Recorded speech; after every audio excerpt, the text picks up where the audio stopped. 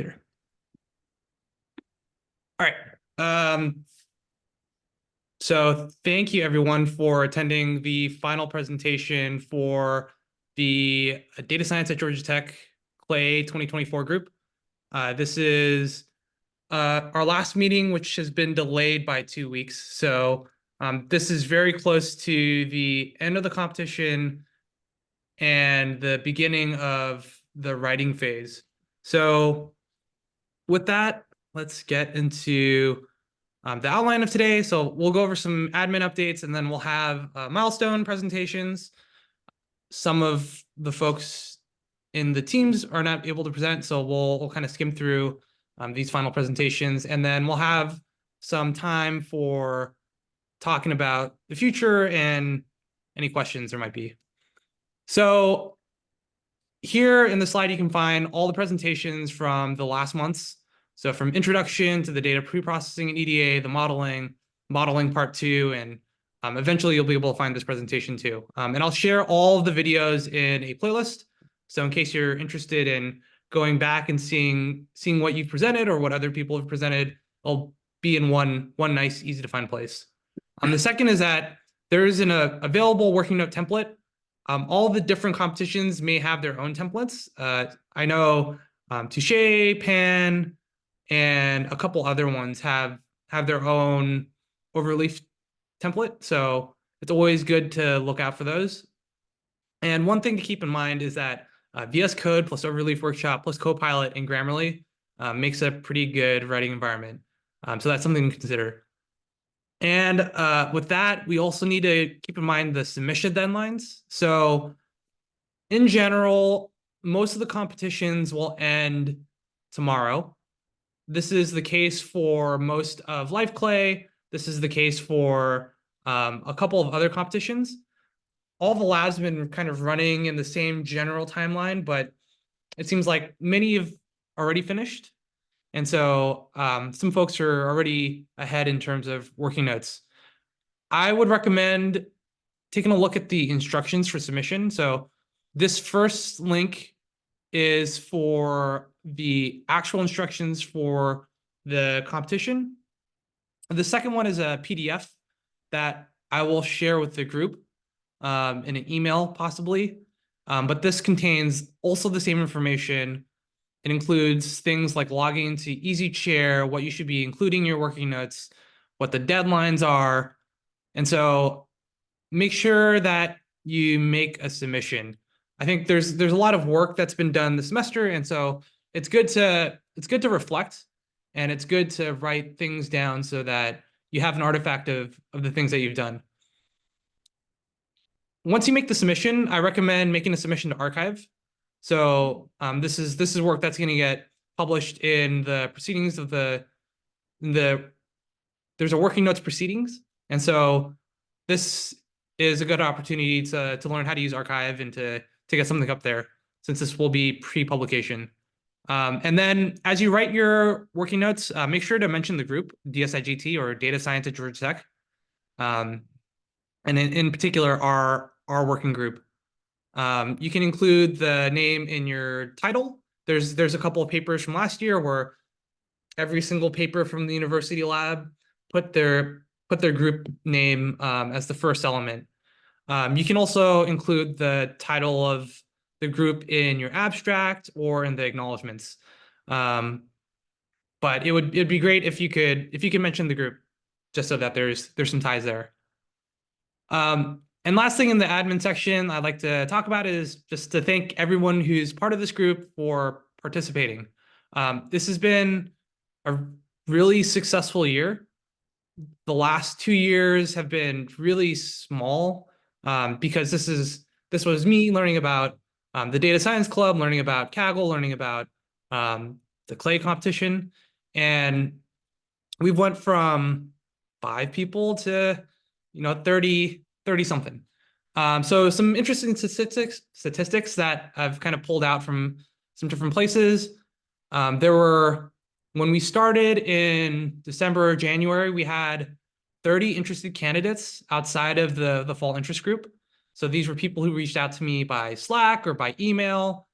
And I've interviewed I think a little over half of those people. So this year we had 32 members in total. 23 of them are currently active. 9 of them have dropped out. So I think that is actually a pretty good sign. In terms of 23 active, that's if everyone writes a working notes, there'll be 23 of us with our names in this conference. So that's 11 teams spread across 7 labs and 14 tasks. We've also had 14 8-hour hack sessions as far as the calendar goes. And we've made 4 submissions to the OMSCS showcase in the spring of this year. So that's BioAsk, Plant Clay, GeoLife Clay, and eRisk. And Plant Clay won the Student Choice Award. So excellent job. Marilla also presented Snake Clay in the OMSCS conference, which was really well done. And the last statistic is that we've spent $1,560 in cloud compute costs this year. So I think that's a good indication that we've actually been getting stuff done. Usually you don't like to see high bills, but in this case, I think it's a useful indicator that we're doing something right. So again, thank you. I think everyone has worked really hard. At least everyone should be able to come away with this experience with something tangible, I hope. Like the working notes. So the finish line is in sight, and I'm going to keep encouraging people to make sure that they submit something, that they write something down, no matter how small, because it's worthwhile. It's worthwhile to get over the finish line. So yeah, that is what I have for the admin section. So let's get into the milestone updates. First up, we have IDPP, and so I'll give things over to Ritesh.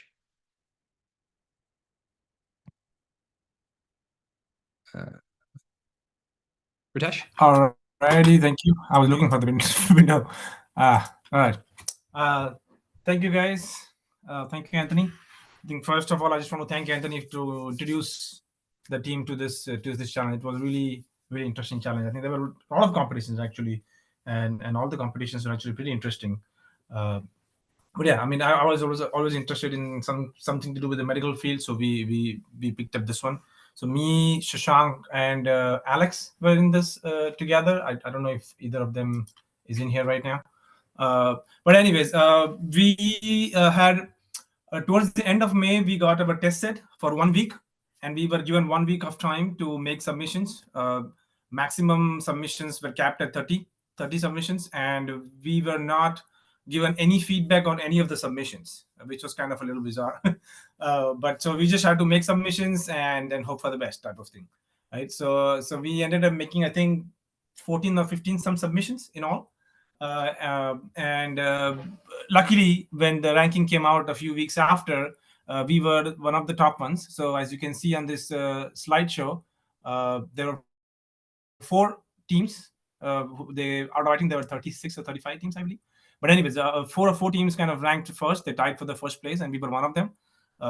And as highlighted in the yellow row. And we also were actually the second one with one of our other submissions. So whoever they choose to be the winner, we fall in both the categories, first or second. So so at least we were able to make it through. And I think there were a good number of other submissions as well. And I'll discuss a little bit about these models down in the next slide. So if you want to go to the next slide, Anthony.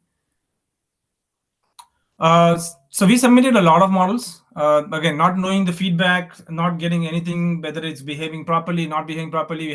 We were just shooting in the dark. So might as well submit whatever you have. So we submitted a lot of models. One of the baseline and the model that actually was chosen to be the first one was naive model, where we actually did nothing.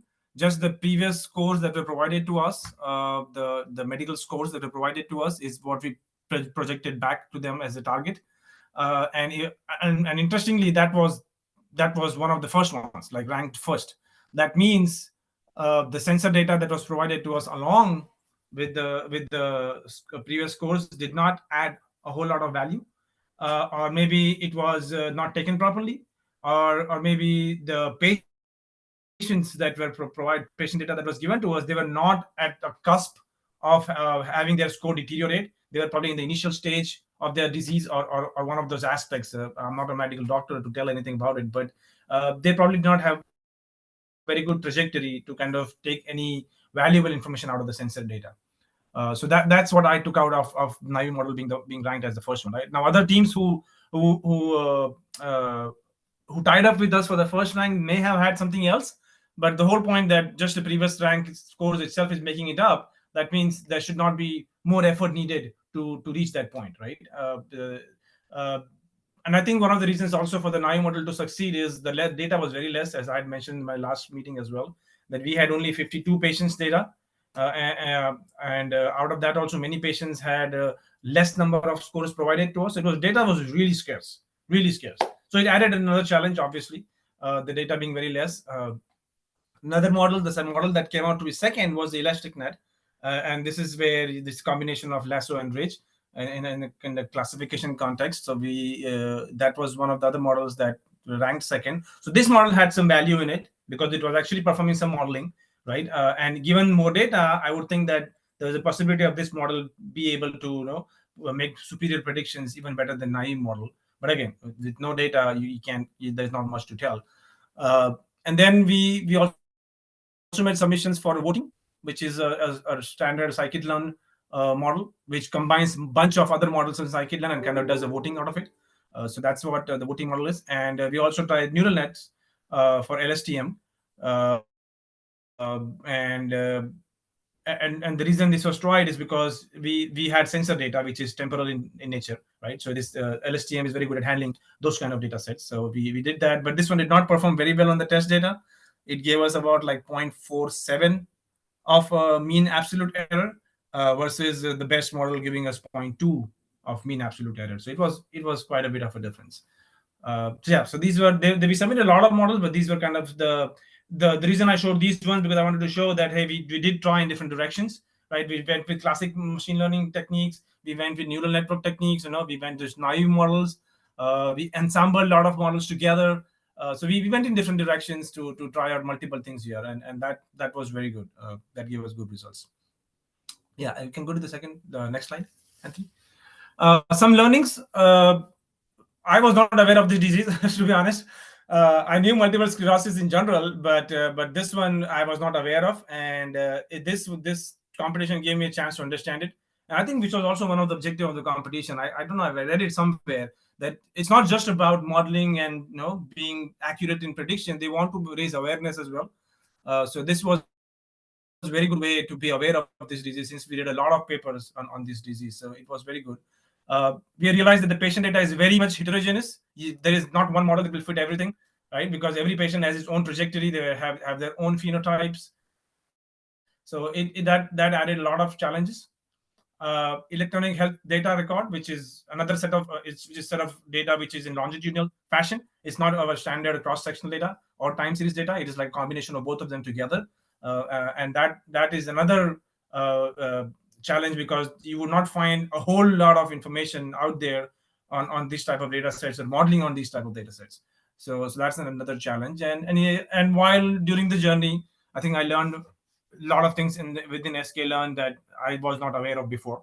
That hey, this exists. Like voting, I was not aware there was a voting existed already, right? I would rather do it all outside myself, but having a model already do it for you was very nice. So yeah, there were learnings, and at the end, it gives us a very good start for next year's competition, right? If you're thinking beyond this competition, we want to think to see if you enjoyed it, you want to come back to the competition, right? And I enjoyed it, so we want to come back to the next year's competition. So this gives us a very good baseline now to start off with. We know what models kind of perform a little better than others, so we can kind of start off with those ones and spend more time on those ones for the next year. Yeah, I think that's about it, I believe, from my side. Excellent. Thank you, Ritesh. I'm excited to see what Thank the you. working Thank notes. you. Yeah, I'm excited to see what the Yeah, working working notes. notes is, yeah, we're working on working notes. I think it's coming along. We plan to, yeah, we definitely making a submission. There's no doubt about that. But yeah, yeah, it's coming along. We have like maybe 6-7 pages of notes already written and graphed and all of that stuff. We are writing content, all three of us. We have split the sections and all that. So yeah, it's in works. Yeah, we'll forward you, Anthony, once we have something solid, and we can take a look together. Yeah, For sure. thank you. Yeah, and congrats on first/second place. That's super Yes, exciting. thank you. Yeah, it was exciting actually. We were actually very disappointed when they did not give us any feedback. I was like, what? How would we know whether we are improving or not improving, right? I mean, just tell me what is my model better, not better? What's going on, right? So it was not very happy at that point. But yeah, the morning I woke up and I saw that, hey, we in the first. That's nice. That is still pretty good. I'll take that. Yeah. For So thank you. sure. All right. So yeah, that is IDPP. So next, we'll talk about bird clay, and I'll talk about bird clay. So the deadline is looming. It's the competition ends on June 10th, so it's a little later than most of the other competitions. And because it's a little later than the other competitions, it's kind of been pushed back a little bit. The paper deadline is also extended, so it goes out until June 17th. And I'll give you an abbreviated solution of what we've come up with in order to make it within such a tight deadline. Gives us roughly 2 weeks to implement. So first is we'll use some of the work that Ashley has done on the bird vocalization classifier, and we're gonna use the results of the logits in order to do prediction using algorithmic filtering. So the one technique that we'd like to use here is a frequent pattern mining algorithm called FP growth. FP growth is a distributed algorithm for counting item sets. So a single item or multiple items that appear very frequently within a data set. And we hypothesize that this algorithm will be useful in order to reduce the set of plausible labels for different bird calls. Once we're done with that, we'll use the labels that we generate in order to build a transfer learning approach. So we'll build a very simple deep learning model that uses a multi-label loss. The multi-label loss we'll use is a very traditional one, which is like a cross-entropy loss. And the second is an asymmetric loss with the pseudo labels that we get from the first stage. Once we get transfer learning set up with the Google bird vocalization classifier, we'll also do transfer learning with Encodec and with BirdNet. And these two pieces will give us enough to have an interesting paper. So we have the algorithmic pseudo labeling process, and then we have the transfer learning experiments. And I believe this should be doable within 2 weeks, although the actual computation is going to take quite a bit. So that is bird clay. I'm a little worried about the tight deadline, but I think we'll get something through. And I think there's a lot of really interesting ideas that will help support a good working note that brings some originality to the table. So next is GeoLife Play, and GeoLife Play is the project that I've been doing with Mark and Elmo. And this is for, I've been doing this for credit as an ECE 8903 with Professor Vela. I've recorded a video for the OMSCS showcase. You can watch the video at a later time. And I also have a draft of working notes that is set up with all the work that had been done up to the end of the semester. And so at the end of the semester, I actually didn't have all that many results to show for. There's a lot of trying of different methods. So we tried nearest neighbor methods. We tried trying to use simple linear classifiers using XGBoost. There were a lot of problems that were caused by having a multi-label problem that had almost 10,000 different species. And so after the semester was over, we decided to go all in with neural networks. So using the latitude and longitude, we built a multi-label model that was able to predict species. We found variations on loss functions, so the asymmetric loss, a hill loss, a differentiable sigmoid F1 loss, and there were a bunch of loss functions that we tried in order to optimize for the metric of the competition, which is a micro F1 loss. Additionally, we played around with learning a convolutional neural network with both the DCT coefficients for the tiled imagery and for the images themselves. And we found that the coefficients themselves provide a decent enough feature for building a classifier. The classifier don't perform super well, but they do better than the k-nearest neighbor model, and yeah, they do better than the k-nearest neighbor model, but less than a few of the baselines.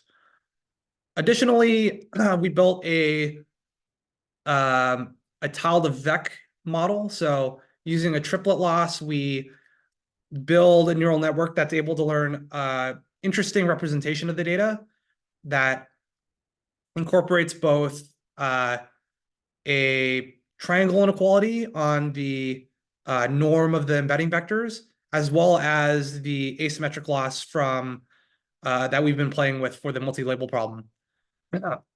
Finally, we did some transfer learning, and we figured out how transfer learning affects the learning process. In particular, it makes our loss function for the validation very smooth, and it just helps the model converge quickly. So there's been a lot of experimentation with the data set. We didn't get to quite use all of the pieces that we had built out over the semester in terms of pipelining, and some of the features like the time series are still kind of on the fence in terms of how they apply to this problem. But overall, I think this has been a good learning experience for using remote sensing data for the distribution of plant species. So let's see.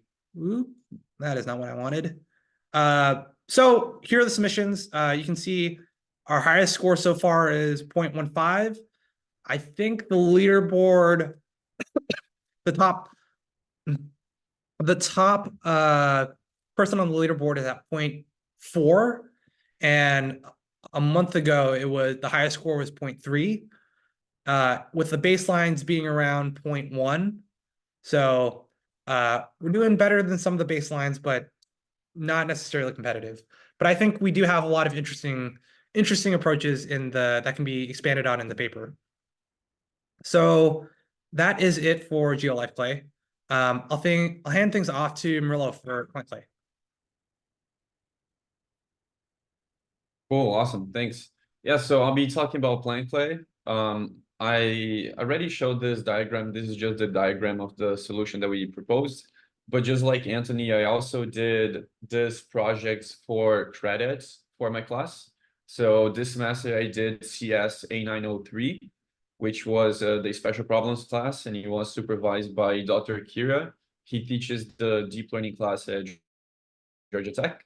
And this is just the diagram of our solution. And today I'm going to be mainly talking about some of the things that we did to compensate for the main challenge of the project, which brings me to the next slide. So the main challenge of plant clay lies in the shifts between the training data and the test data. As you can see, the training data is single label images and the test data is multi-label images. So trying to come up with clever ways to address this challenge was very hard, but we were able to do some innovative or clever things to try to overcome this, and we did get some good results. So next one. So this is one of the pre-processing pipelines that we did more recently, was that we broke down each of the task images into patches. Basically, image tiles, where in this image you see a 3x3 grid being built from the image with each patch. And then we actually extract the embeddings from each of those patches, and we use the model that we trained on the embeddings of the training images themselves to classify each of the patches, and then we combine all of those classifications into one single classification for the image itself. So next one, you'll be able to see this a little bit more clearly. So here, just an example, just illustrating what the pipeline kind of looks like. We have the test image, and it's broken down into those patches. Each patch, we extract the embedding, and then we basically treat that patch, that image tile, as its own image. And we use the model that was trained on each one of them to do a classification. And then at the end, we get the set of all of the species that were classified for each patch. And we combine that into a single classification for the image. So basically, we are taking a multi-label problem and then converting into many single label problems, and then kind of combining that together into one submission. So next, so this is just illustrating our progress throughout the competition. So first, we try to use the DCT embeddings. DCT stands for discrete cosine transform. It's a dimensionality reduction algorithm that came from Fourier transforms. And right now you can see the top 5 species, and it just kind of looks like one single blob. So there's no clear separation between the classes, which is a problem. Like, it's really hard to classify, and we had very poor results on that. So next one, we actually ended up using the CLS token embeddings from the vanilla Dino model. Dino is the Dino V2 model. It's a self-supervised vision transformer model that was created by Meta. So now we can actually see there's a much better separation between the top 5 species for plants. But also the organizers made available a pre-trained Dino model that they already trained on the training data for us, since not only for us, but for everybody to use, since some people wouldn't have very limited computing resources. So now you have the last clustering that we did only for visualization purposes, but then you definitely see a much better separation between the species. And that actually was the approach that we had the highest score in the competition, which brings me also to the next slide, which right now we're sitting at number 3 on the competition. We're actually second place yesterday, but someone just took us over like today. So yeah, the competition finishes tomorrow. Maybe we can try to do one final thing to try to improve our score, since we're so close to the second place. But right now I feel very happy with our approach, with our solution. I feel just glad that of all the work that I put into this project. At least for me, it was about 300 hours or so for the entire semester, which is quite a lot. But I'm very happy with our results and what we have accomplished. And also, I was presenting this project at the ONSCS conference. I was there in person at Georgia Tech, and I presented this for the audience. And we also were we entered the project showcase awards. And actually, PlanClay won the Spring Project Showcase Awards. It was the Students' Choice Award. So basically, the students voted for PlanClay as the best project for the spring semester, which was a big honor. And definitely special thanks to Anthony, because without him, this whole project would not be possible. He was very much helpful and very supportive throughout the entire thing. And yeah, so thank you very much, Anthony. This would not have been possible without you. And yeah, I think that's all for PlanClay. Awesome. Yeah, it's been great to see PlanClay and you as a student, and learning about data science and whatnot. it seems like there's a lot there that's been accomplished. So congratulations on the for getting the Student Choice Award, for presenting, and hopefully and for third place on the leaderboard as of now. Looking forward to hopefully seeing this presented at the conference at some point. Yeah, yeah, me too. All right. Next we have Fungi Clay. So I'll talk quickly about Fungi Clay. So this was done by Chris, Teresa, and Max. And the last time we talked, they were still working on it for the deep learning class. The deep learning class is now finished. So they have a pretty good sense of what works, what doesn't. And at that point, they hadn't made a submission to the leaderboard. So now they have a submission on the leaderboard based on the Metaformer model. They'll try to get one more submission using Dino V2, and then they'll work on some of the working notes.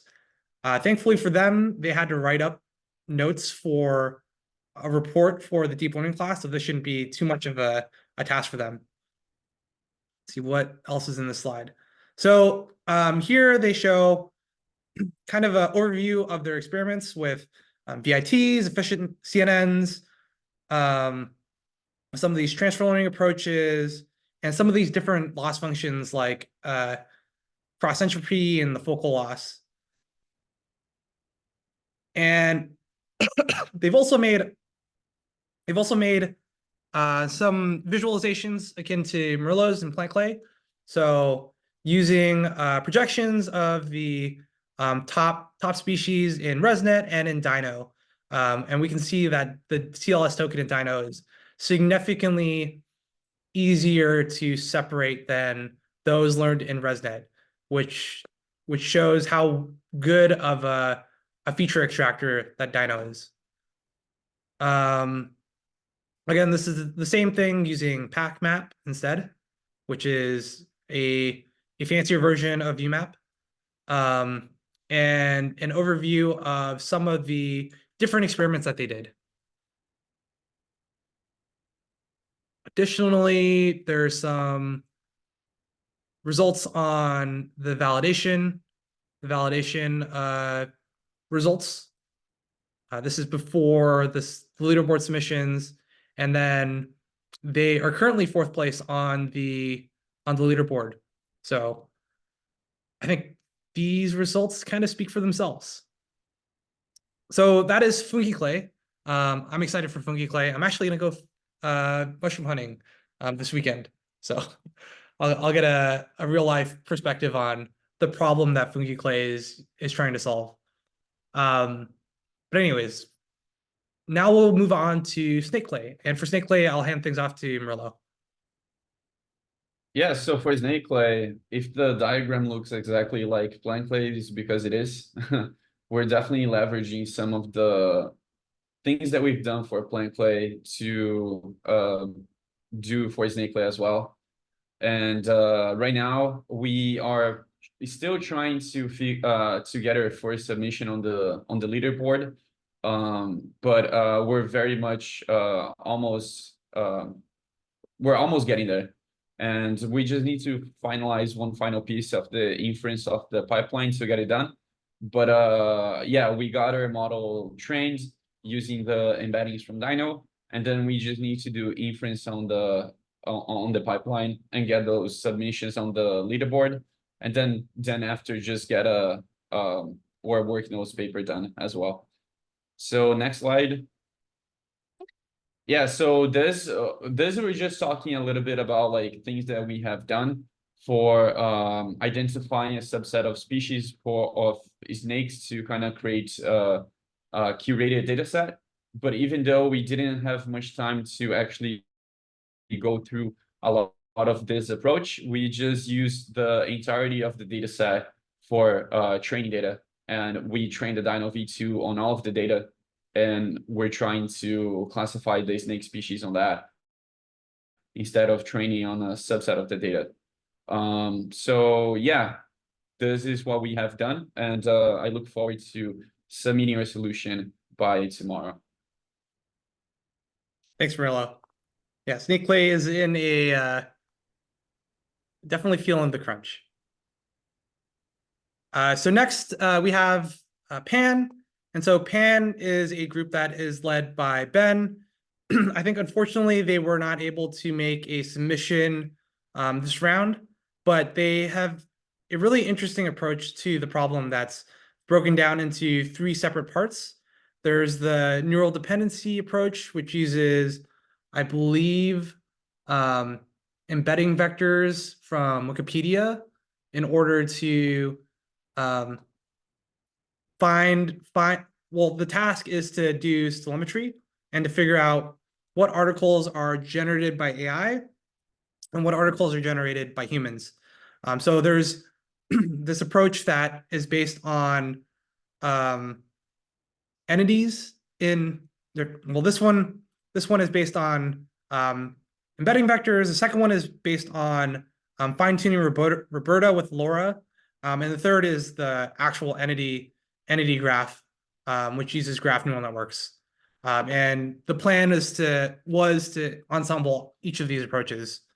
So with this, I think they could put together really interesting working notes with some of the validation results that they have so far, and to write down the system that's been built thus far. I think having some notes of the work that was done and submitting it is definitely, I think, looked, at least in my opinion, like looked favorably upon.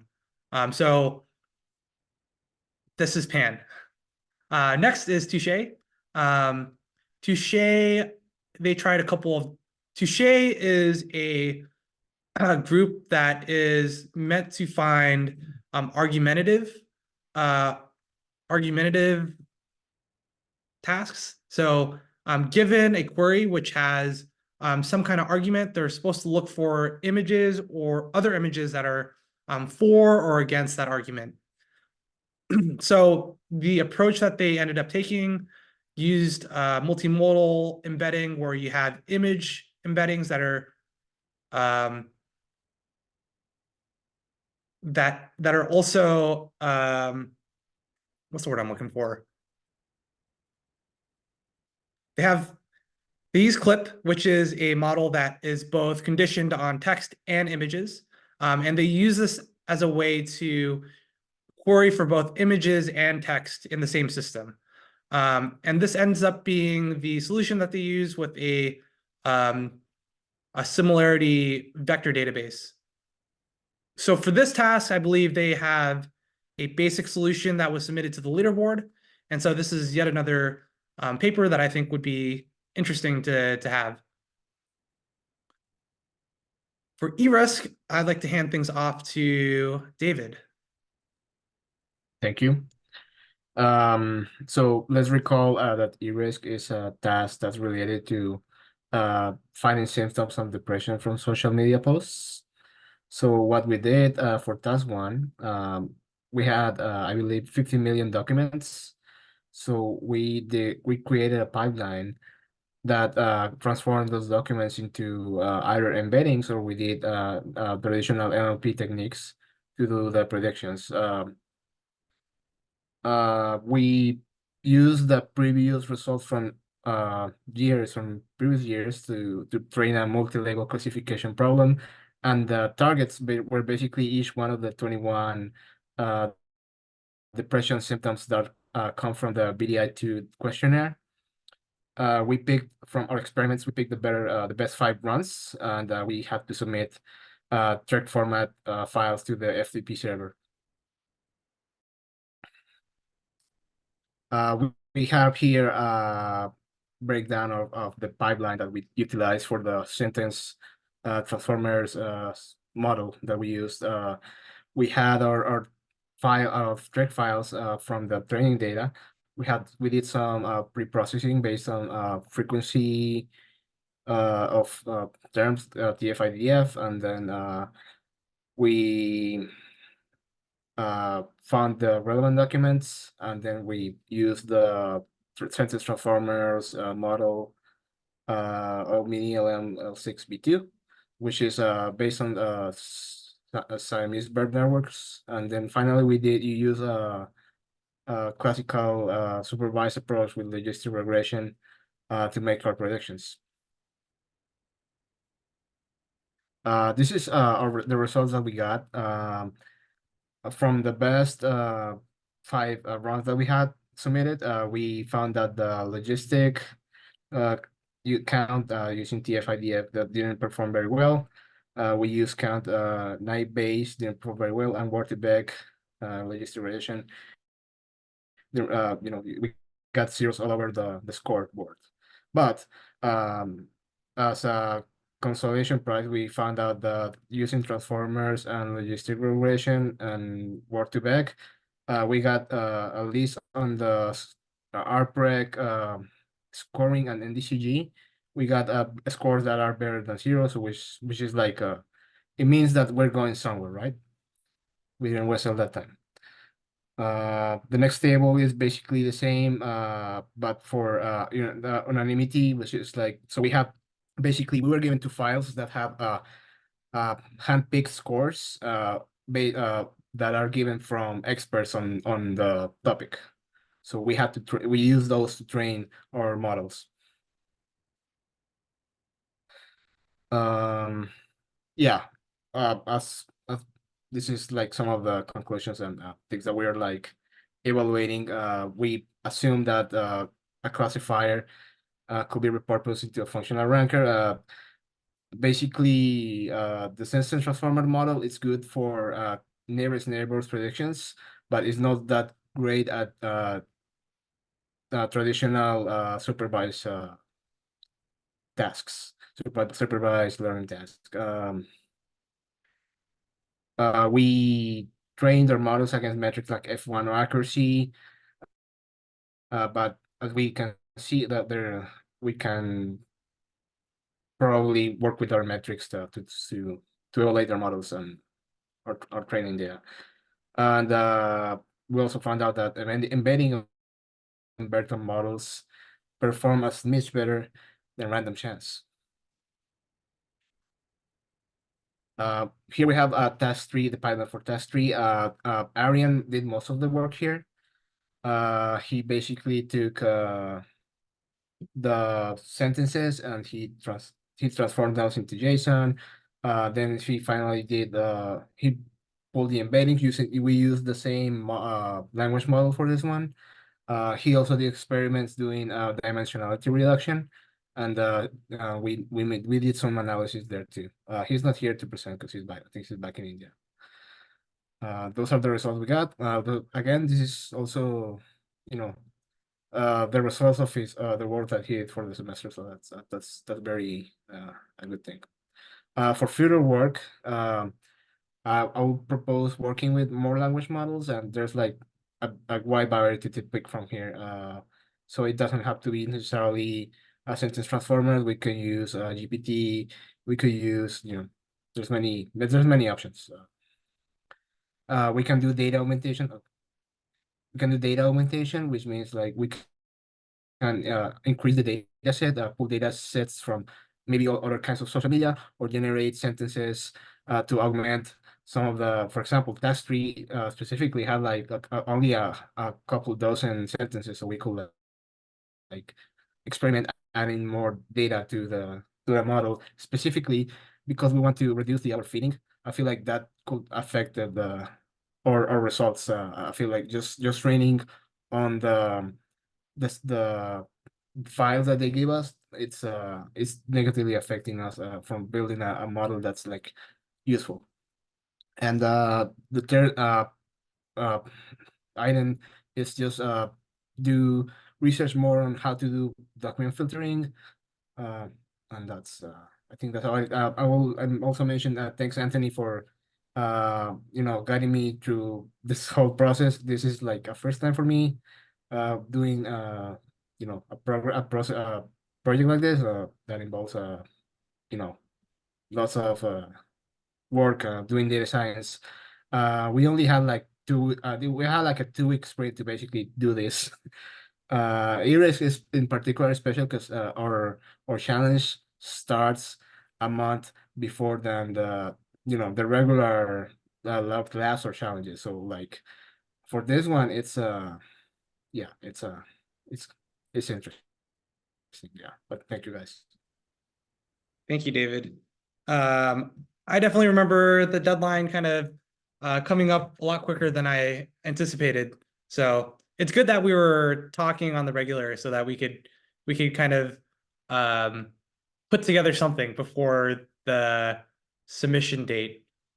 So it's been a good experience, and having something is better than nothing, because even if you have something that's terrible, you can always write down things that you learn from it, which has been the case for Vertically in the last 2 years, which Yeah, have also another thing I wanted to mention is that this challenge in particular, it's interesting and it's more difficult because you don't get results until the end. So yeah. very similar to IDPP in that case. Yeah, a lot of parallels. It's always challenging to put together a competition, I think. So that's one of the trade-offs there are. In that case, we'll go over to BioAsk, and for BioAsk, I'll hand things over to Wenshin. Yeah, thanks, Anton. So the BioAsk is, so the team has me and Johnny working on the challenge, and there are 4 challenges under this lab. We participated in 3 of them. So the first 2 are Synergy and Task 12B. The problem here is they will give us medical questions, and our system will need to return a set of documents and a long answer and a short answer to the question. So the approach we did was we built a 2-level information retrieval system as well as a question answering system. Both of those are based on pre-trained LLMs. And so a lot of work we're doing are based on prompt engineering. We construct prompts with a few short examples for the IR system, we use that to parse the keywords in the questions to construct queries to the PubMed engine. And then for the question answering part, we are just using the prompt to solicit long answers and short answers from the LLM. And we have some also added some post-processing techniques to resampling the answers as well as detect malformed response from the LLM.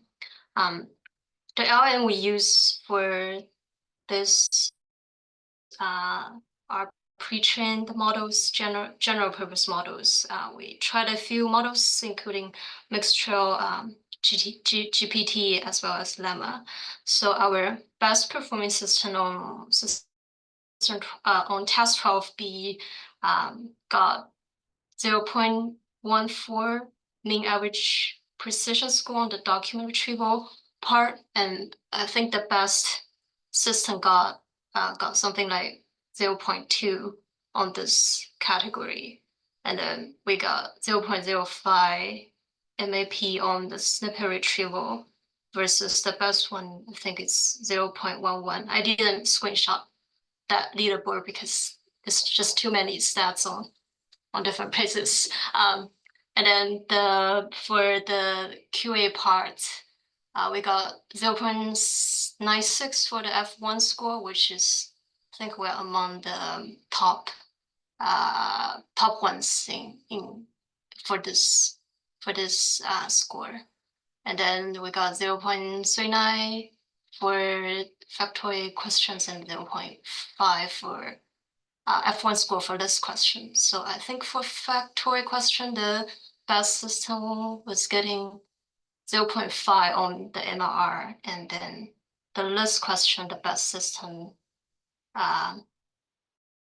in the leaderboard is 0.64. So we are still a little behind the top ones, but I think we did pretty well as this is our first try on the competition this year. And then, yeah, so the picture on the right was, the last slide was for batch 2, and then, yeah, the next slide is for batch 3 scores. And then, yeah, we can go to the next slide. So some of the future work we are thinking about to further improve our systems are listed here. So for the information retrieval part, currently our system will only fetches 30 documents from the PubMed for each question, and then we will do the embedding and ranking on fly for those documents. We found that like doing the embedding on fly is very time consuming, so we will try to embed all the PubMed documents in advance next year, and then we'll plan to store them in a vector database so that we can also do some similarity search on the documents for the, just to find the more relevant documents better. And then for the QA part, I'm mostly thinking doing fine tuning on the model. Since we have some experience about constructing the prompt, I think we will be able to create the tests, the training sets more quickly and just start doing the fine tuning. So yeah, that's it for the 12B task. And if you go to the next slides, I'll talk about the BioNE, which is the other competition we are doing. So this is for biomedical nested name entity recognition. The task is to identify 8 types of biomedical entities in the text. So our system is also built on top of LLMs. Aside from that, I also added the SPACY MER model, as well as constructing rules based on the UMLS, which is the Unified Medical Language System. So the system it's like a dictionary for all the medical terminologies, and it will attach semantics types for those terminologies, and I'm kind of using that to determine the final entity type for the entity I recognize from LM. So we got third place on the leaderboard with 0.3 for F1 score. There are obviously 2 other people who are doing way better than us, but there aren't many people participating in this context. Yeah, so if you go to the next slide, we got 0.34 on the test side, and then on the validation side, we got 0.39, which is close to what we have in the test set, since we don't have any golden answer from the test set yet. Well, I'll primarily focusing on analyzing the results from our validation set. So so the F1 score we get is an average of the F1 score on each of the categories. So one observation is that our model is pretty weak at recognizing the findings as well as the physiology entities. And then if we go to the next slides, have some insights on why it's not working as good as the other systems.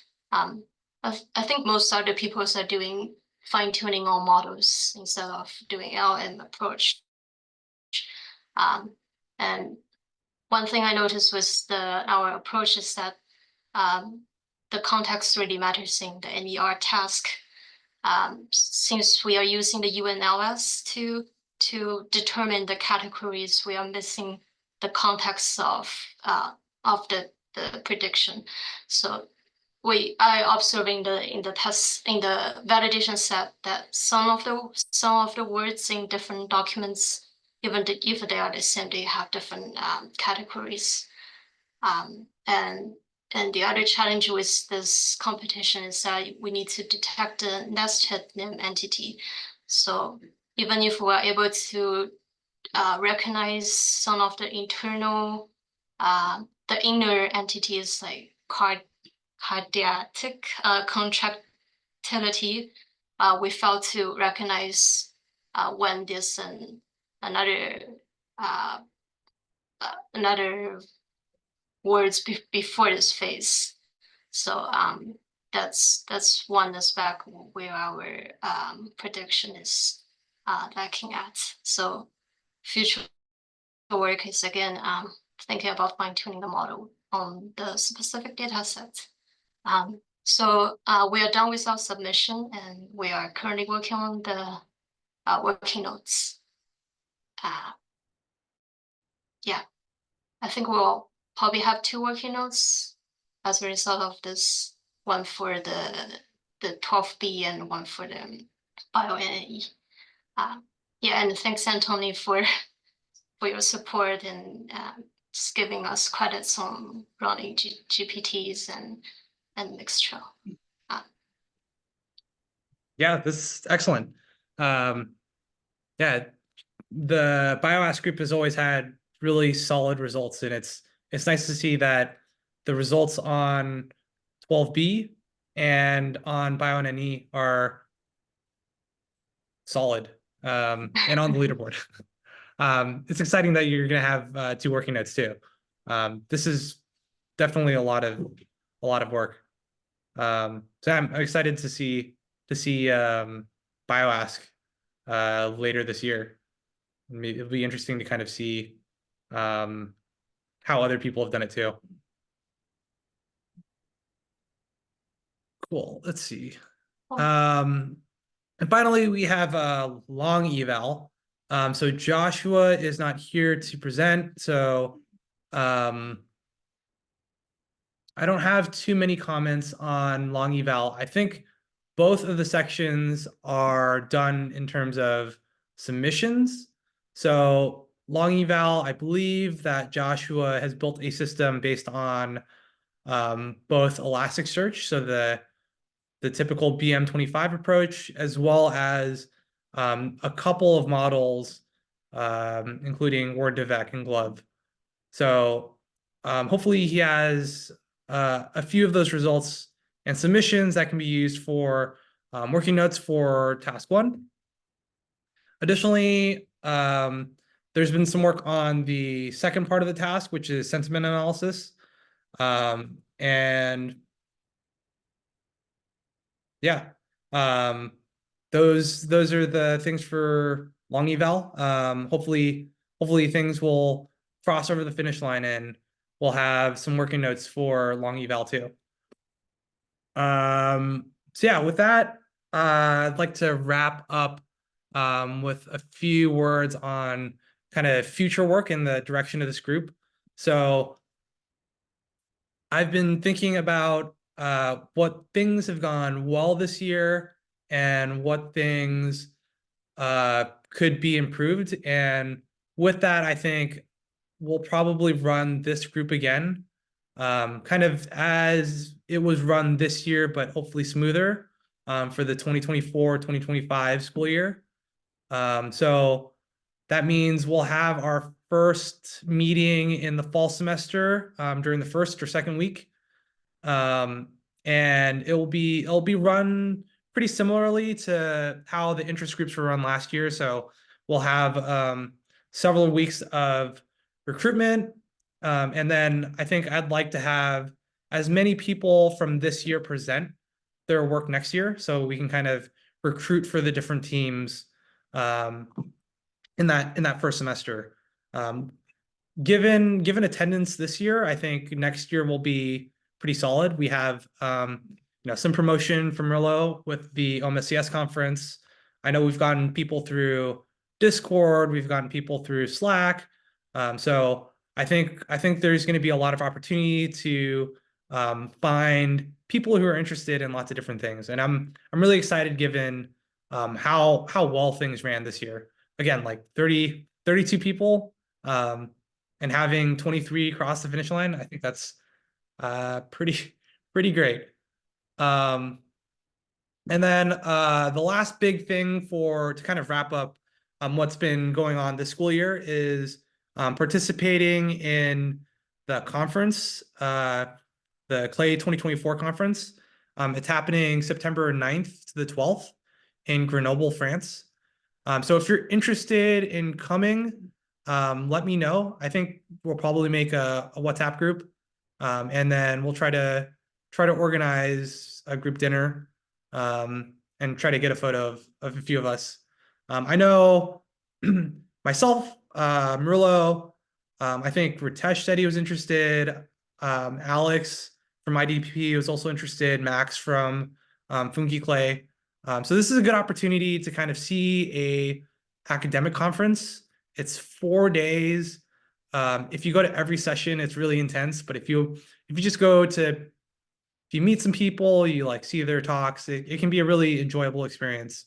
And there's lots of really interesting approaches in information retrieval and machine learning that you can only get in this kind of format. So it'd be great to see people from this group in France. So yeah, that is kind of, that's it for this year. We still have the working notes. Well, we have one more day of submissions for a few of the groups. We have another week for working notes, and then I hope everyone enjoys their summer, because it's been a hard semester. That is all I have for the slides. Thank you everyone for attending, and it's been a pleasure. Let me stop recording. Any questions, thoughts, concerns? Thank you, Anthony. You're Yeah, welcome. thank you. This has been super fun. Looking forward to next year. And the Yeah, conference. I'm looking forward to all the tasks to be done. Be nice for like Same. bird clay, geolife clay, snake clay. Yeah, and then just trying to get all the working notes, I think will be yeah. Rounding up people is kind of difficult. Yeah, so for the workshops, like reviewing process before we submit, or Yeah, I think it'd be a good idea to do some internal review. I'm more than happy to review anything that you send my way. There might be other people in the group that are also good at reviewing. I think Alex, for example, from IDPP might be a good person to ask for bio-ass things. I don't know how much experience he has with large information retrieval systems, but he does have like a biostatistics background, and his work has been really solid too. I think Murillo could probably be a good reviewer. He's been like involved with lots of things. Yeah, I do plan to read all the working notes that we send from this group before we send them out. But then we'll also have a there's going to be a review period too. So there's lots of things that you can kind of work out before the camera ready. So if you're not 100% done with the working notes, I think it's probably okay. You do probably want all of the pieces though. right. Okay, so they will, like the organizer will actually review it after we first Yeah. submit, and It's they will not give us some feedback. Yeah, it's not quite, I mean, it is pure feedback, but I think the feedback is a little lighter than what you would get in a normal conference for the working notes. So for the working notes, they usually have like a lab chair, and then they have a small committee, and then they'll have 2 reviewers from the committee on every working note. So you should get some feedback back. I don't know. Last year for Bird Clay, it was like, this is a good paper. Make sure to cite this thing. The results were good, and yeah, it wasn't super useful. But you know, depending on the paper, there might be some things that they'll add in. Okay, yeah. I'll see how much progress I made on the paper. I may not finish it until the last day, so I'll see. For sure. I guess like I'm gonna be very busy starting next Wednesday, since I am going from Finland to Spain. So if you send me a draft before then, like I can help review and add any comments in case you're looking for feedback. Okay, thanks, Anthony. Cool. I'll hang around a little bit, I guess. But you're all free. All free to enjoy your summer. Except for the people who haven't finished submitting things yet, which is, I think, a lot of us. All right. Talk to you guys later.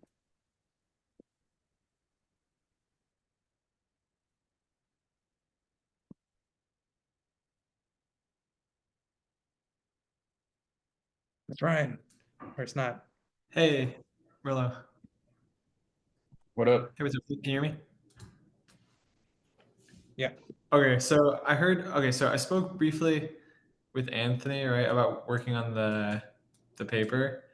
So I think 2 things. One, I'm like, I guess I'll probably be asking questions because I'm not like super confident, but I'll, like, it'd be good to see like previous papers or like more resources. But and then yeah, we're working on like getting the inferences right now, Murillo. If there's anything I can help out with, like I'm completely free right now. Besides working on the paper, I know we have the paper due by end of month as well. But also, if there's anything I can do to help. Oh.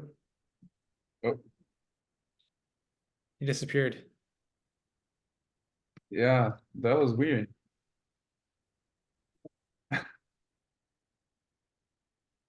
Yeah, I did talk to Ryan yesterday, or 2 days ago. Well, no.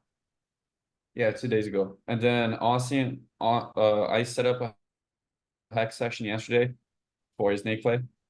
And then Austin and I got the model trained. All we need to do is just do inference, which I think the Fungi Clay people have the pipeline. This morning I was actually supposed to work on Snake Clay, but I was trying to improve the Plank Clay results by doing the grid logic stuff, which I don't know why, but like I submitted 3 results and all of them were like 0 score, and like they're the same format. So I'm like, there's some bug or whatever. If I can't figure it out, it's whatever it is. Third place on the leaderboard is great. Yeah, like I'm happy with that. We do need some results for Snake Play. So Just a result that just says we use Yeah. Dino. We got good results. I think that would be yeah, it shouldn't, you should be able to like I think you should be able to just chain the 2 together. Like you get the output of Dino, you feed it into the torch model for the trained one, and then you just like stick it into a pandas data frame.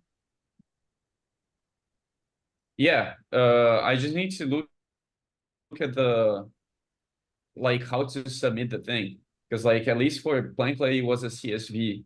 I don't Yeah. think there's like any submitting CSV stuff on Snakeplay. It's like I don't know how you do the inference stuff.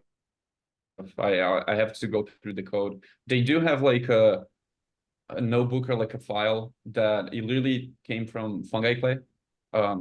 So I'm thinking about just like looking at the fungi clay code and see how they submit it, and like try to do the same.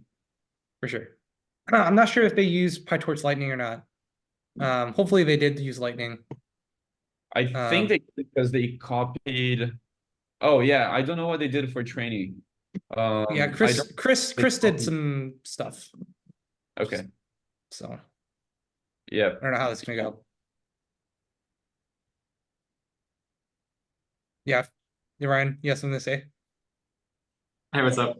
Oh no, I'm not sure if you guys heard me. I was having computer issues at the end, but I accidentally I'm not sure. I can see like one of me is still in the meeting, but I joined again on my phone, so Yeah, I don't know we if can hear you. It's all good. Wait, I'm gonna remove the other you. yeah. Okay. But yeah, I was just saying I don't remember. I don't know if you guys said anything afterwards, but I was just saying, yeah, like if there's anything you can do to help out with, like last I think minute. I think the best thing you can do now is just kind of prepare things for the working notes. So for example, in the meeting today, you saw a couple of plots from fungi clay and plant clay, yeah, of like Yeah, the clustering like under UMAP and different like embeddings. oh yeah. Wait, am I still recording? Oh man.